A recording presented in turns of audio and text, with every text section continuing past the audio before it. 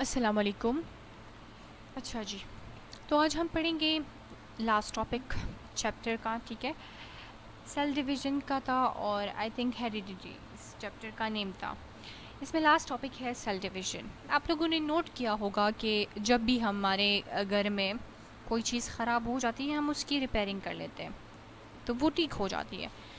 तो इसी तरह हमारे बॉडी में भी on the daily basis millions of cells की डेथ होती है और न्यू सेल्स की फॉर्मेशन भी होती है, क्योंकि ये ज़रूरी है, ठीक है।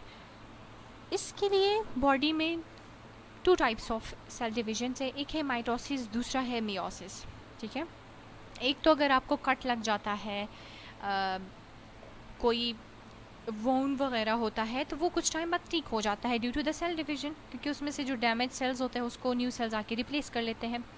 दूसरा जो टाइप ऑफ डिवीजन है वो रिप्रोडक्शन में काम करता है, उसी से ही इंसान अपनी नस्ल को आगे बढ़ाता है। तो आज हम इन्हीं टू टाइप्स ऑफ सेल्स के डिवीजन के बारे में पढ़ेंगे। आपकी बुक में कहा गया है कि living things that are constantly making new cells all of the time, we are making millions of new cells every day, ठीक है। और इसी तरह बिल्कुल सेम अमाउंट की भी जो सेल्स होती है उसकी डेथ भी होती है। They do this to replace the ones that die and to enable the organism to grow, ठीक है। ग्रोथ में भी सेल्स की फॉर्मेशन होती है। इसी तरह अगर कुछ सेल्स हैं वो काम नहीं कर रहे हैं, बस वो आउट ऑफ डेट हो गए हैं, तो उनको भी रिप्लेस कर लेते हैं cell division. Cells also divide when sex cells are made. There are two main types of cell division. अच्छा, यहाँ पर मियोसिस की बात हो रही है, ठीक है। उसमें जो सेक्स गमीट्स होते हैं जब वो बन जाते हैं, फिर फ्यूजन उसकी होती है, एंड देन जो ऑर्गेनिज्म होता है, लिविंग ऑर्गेनिज्म, उसकी फॉर्मेशन स्टार्ट हो जाती है। और फिर जितने भी ऑर्गेनिज्म हैं जो कि रिप्रोड्यूस कर सकते हैं, उनके ऑफस्प्रिंग्स प्रोड्यूस हो जाते हैं, ठीक है। The first one is mitosis. Mitosis is a process, or we can say this is the type of cell division where two new cells are produced, which are the exact copies of the original cells. During cell division, chromosome must split into two. This means that DNA must divide and make an exact copy of itself. This is called as replication. इसको replication भी कहते हैं। अच्छा, अब क्या होता है, for example आपके पास एक पेरेंट सेल है, ठीक है। अब पेरेंट सेल से माइटोसिस में टू न्यू सेल्स की क्या हो जाती है, फॉर्मेशन हो जाती है, टू डॉटर सेल्स हो जाते हैं। और उसके लिए क्रोमोसोम्स का टू पार्ट्स में स्प्लिट होना ज़रूरी होता है। और ये होता है, ये मायोसिस में भी होता है एंड माइटोसिस में भी होता है, ठीक है। जब डीएनए कंडेंस हो जाता है देन क्रोमोसोम्स आर फॉर्म्ड, और फिर इसको जो फाइबर्स होते हैं वो लेके चले जाते हैं पोल्स पर, एंड देन सेल्स के टू पार्ट्स बन जाते हैं, वो टू में डिवाइड हो जाता है। और जितना भी डीएनए है वो इनसाइड मटेरियल होता है सेल का, वो दोनों में चला जाता है। लेकिन माइटोसिस में क्या होता है, बिल्कुल एग्जैक्ट कॉपीज़ बनती हैं। जिस तरह ये सेल होगा, ठीक है, ये बिल्कुल ये दोनों इसके एग्जैक्ट कॉपीज़ होंगे। तो अगर आपके पेपर में क्वेश्चन आए कि माइटोसिस या फिर वो कौन सी सेल डिवीजन है जिसमें टू डॉटर सेल्स बनते हैं, तो आप कहोगे माइटोसिस, ठीक है। अच्छा जी, इसको रिप्लिकेशन भी कहते हैं। रिप्लिकेशन उसमें क्या होता है कि डीएनए की बिल्कुल एग्जैक्ट कॉपीज़ बन जाती है, ठीक है। रिप्लिकेशन, रिप्लिकेट करना, बिल्कुल सेम टू सेम चीज़ होती है। 5 स्टेजेस होते हैं माइटोसिस में, और उस स्टेजेस को याद रखने के लिए आप ये भी कर सकते हो कि आप लिखो PMA, ठीक है, PMA and T, PMA and T, ठीक है। Prophase, metaphase, anaphase and telophase, ठीक है ना। अब हम इसके जो स्टेप्स हैं इनको पढ़ेंगे। आपको जो चीज़ नज़र आएगी सेल डिविजन्स में, इन साइकिल्स में, इन टाइप्स में, तो माइटोसिस में सबके साथ 1-1 लिखा होगा, ठीक है।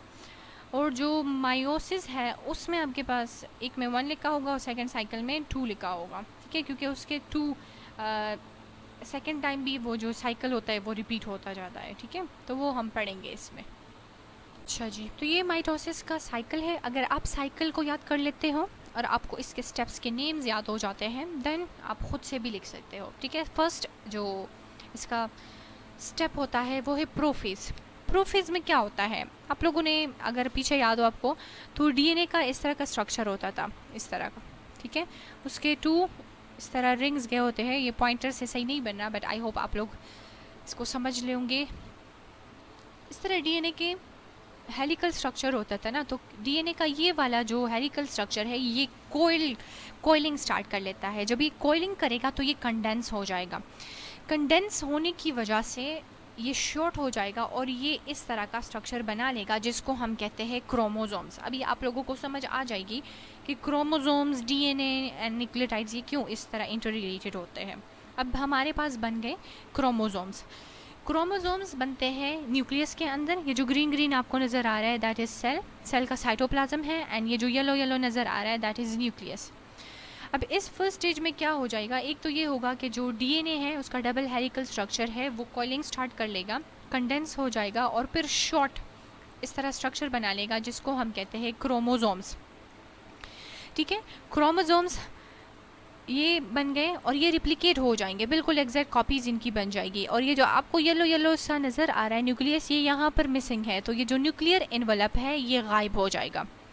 ठीक है, ये गायब हो जाएगा। अब नेक्स्ट में देखें, ये जो आपको येलो येलो से नज़र आ रहे हैं दीज आर सेंट्रियोल्स। यहाँ से ये धागे हैं, ये जो फाइबर से निकले हुए थे ना, ये धागे नुमा स्ट्रक्चर्स होते हैं, इसको कहते हैं स्पिंडल फाइबर्स। इस स्पिंडल फाइबर्स सेंट्रियोल से बाहर निकलना स्टार्ट हो जाएंगे।